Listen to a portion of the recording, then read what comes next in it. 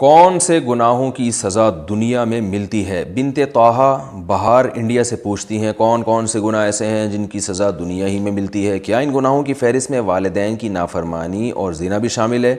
کیا توبہ و استغفار سے ان کا تدارک ممکن ہے یا نہیں؟ دیکھیں، رسول اللہ صلی اللہ علیہ وسلم نے ارشاد فرمایا کہ قطع رحمی کی سزا جو ہے نا انسان کو دنیا میں ہی مل جاتی ہے، حدیث کا مفہوم ہے، اور رشتہ داری میں سب سے پہلے والدین ہیں۔ تو اس حدیث سے صاف پتہ چلتا ہے کہ والدین کی نافرمانی ایسی چیز ہے جس کی سزا اللہ دنیا میں بھی دے دیتے ہیں۔ تو عموماً ہم نے مشاہدہ بھی کیا ہے جنہوں نے اپنے والدین کو ستایا، دنیا بھی ان کی اچھی نہیں گزری ہے، تو یہ چیز تو حدیث سے ثابت ہے۔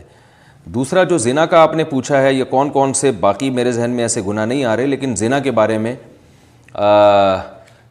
حدیث میں تو میرے علم میں نہیں ہے کوئی ایسی حدیث ہو کہ زنا کی سزا بھی دنیا میں فوراً ملتی ہے۔ لیکن ایک چیز جس کا تعلق مشاہدے سے ہے وہ یہ کہ زانی کو جو دنیا میں سزا ملتی ہے وہ یہ کہ اس کو زنا کی عادت پڑ جاتی ہے۔ کچھ گناہ ایسے ہوتے ہیں کہ ایک دفعہ آپ نے کر بھی لیا، توبہ کریں گے چھوٹ جائیں گے، لیکن کچھ گناہ ایسے ہوتے ہیں جو ایک دفعہ کر لیا نا وہ چپک جائیں گے آپ کے ساتھ۔ تو زنا بھی ایسی بدترین چیز ہے کہ جو ایک دفعہ کرتا ہے پھر وہ رکتا نہیں ہے، وہ اس کو لت پڑ جاتی ہے اس چیز کی، وہ بار بار کرتا ہے اور اسی نیت سے کرتا ہے کہ میں توبہ کر لوں گا، اور کرتا چلا جاتا ہے اور بالآخر اسی میں اس کی موت واقع ہو جاتی ہے، وہ توبہ کر نہیں پاتا، اس پہ ٹھہر نہیں پاتا۔ تو اس لیے اپنے آپ کو زنا سے بچانا چاہیے، اور پھر اس کا زانی کا سکون خراب ہو جاتا ہے اس سے۔ وہ بار بار جب تک یہ کام کرے گا نہیں، اس کو دل میں خلجان رہتا ہے، اس کے ایک طبیعت میں بے چینی رہتی ہے۔ اس کا اصل علاج تو یہ تھا کہ چھوڑ دے ہمیشہ کے لیے، دوبارہ طبیعت سیٹ ہو جائے گی، لیکن کون چھوڑتا ہے؟ بہت کم لوگ ہیں جو توبہ پہ قائم رہتے ہیں۔ تو اس لیے جو زنا سے بچتے ہیں نا وہی سکون میں رہتے ہیں، کہ ایک دفعہ بھی نہیں کیا وہ سکون میں، ان کی طبیعت ہی مائل نہیں ہوتی اس کی طرف۔ لیکن جس نے کر لیا تو آخرت کی سزا تو بڑی سخت ہے، دنیا کی سزا یہ ہے کہ وہ پھر بار بار کرتا ہے، الا یہ کہ اللہ کسی کو سچی توبہ کی توفیق دیں، وہ تو بہرحال توبہ کا دروازہ کھلا ہوا ہے۔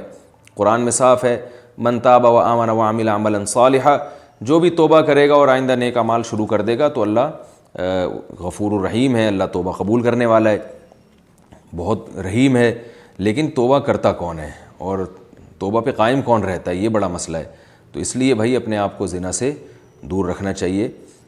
اور پھر اس کے جو دنیا میں ایک اور عذاب آتا ہے ایسے آدمی کی جو اپنی فیملی والی لائف ہے وہ بہت ڈسٹرب ہوتی ہے۔